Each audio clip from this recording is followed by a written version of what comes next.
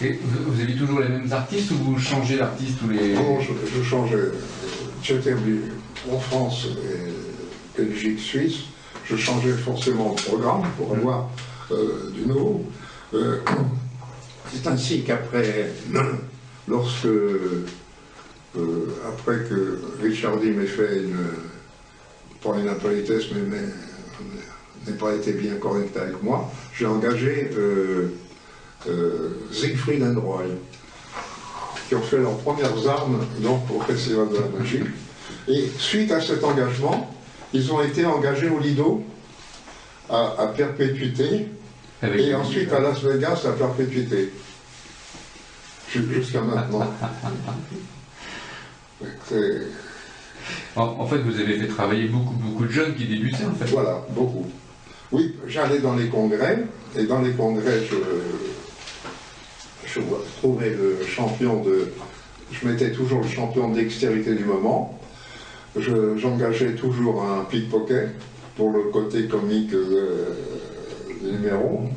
Je prenais, en ce qui concernait l'illusionnisme, je prenais un présentateur qui faisait des gags. Et j'avais toujours je basais toujours ma publicité sur des expériences qui paraissaient extraordinaires.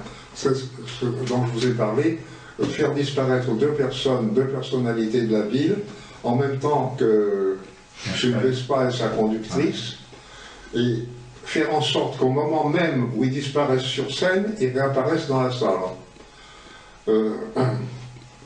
C'était aussi présenter des gens qui faisaient des prouesses extraordinaires ou qui semblaient posséder de véritables pouvoirs.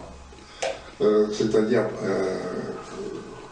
j'avais par exemple Moretti, des gens comme Moretti qui faisaient à la fois la roulette russe avec un revolver. Vous avez connu le numéro de Moretti, et qui entrait dans un carton tout juste assez grand pour le contenir, qui sortait en clown, qui se faisait transpercer de part en part par des gens qui transperçaient où ils voulaient, enfin des spectateurs, et qui sortaient habillés et maquillés en clown. Ça paraissait extraordinaire. Oui, toujours il fallait toujours l'élément homme qui défie la mort, l'évasion de la cuve d'eau que montait Jean Régis. C'était parfois la poupée qui dessine et qui fait des caricatures, la poupée qu'on apporte sur un trépied, qui dessine et qui fait des caricatures qui s'appelaient Yoni, et ou la poupée qui fait la petite automate qui fait de la barre fixe de Rudy Molly. Vous en avez entendu parler? Oui. Moi, je l'ai vu quand j'étais petit, en fait, ce numéro-là. Oui, la roulette russe. Alors, il y avait aussi le numéro de... Donc, Moretti faisait quelque chose d'extraordinaire. C'est-à-dire qu'il tirait avec une arbalète sur une pomme qui était fixée sur la tête de sa femme. Et ceci en tournant le dos à sa cible et en ayant les yeux bandés. Donc il y avait un risque véritable.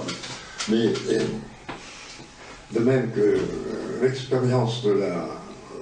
J'annonçais l'expérience de la femme sciée, comme nous devons avoir lieu seulement après la fin de la deuxième partie, qui était réservée qu'aux personnes aux nerfs solides. C'était un élément de publicité, puisque la plupart des gens restaient bien entendu et montaient sur scène pour voir ensuite le ventre ouvert de la femme. Alors, ce qui m'a d'ailleurs occasionné beaucoup de difficultés, puisque une fois avec la scie circulaire, on était à Strasbourg, et il était 21h, la scie électrique, la scie circulaire ne fonctionnait plus, l'électricité n'était pas bonne, il fallait un transfo. Il a fallu téléphoner de tous les côtés pour arriver à trouver un transformateur pour qu'il puisse faire l'expérience d'un soir et acheter un transformateur. Au cours de la même tournée, on arrive à Marseille, et il fallait que chaque jour, l'abattoir devait apporter du sang et des boyaux. Alors on avait une provision de boyaux, mais ce soir-là, le sang n'a pas été livré. Il était peut-être 20h30. On attendait la visite des employés de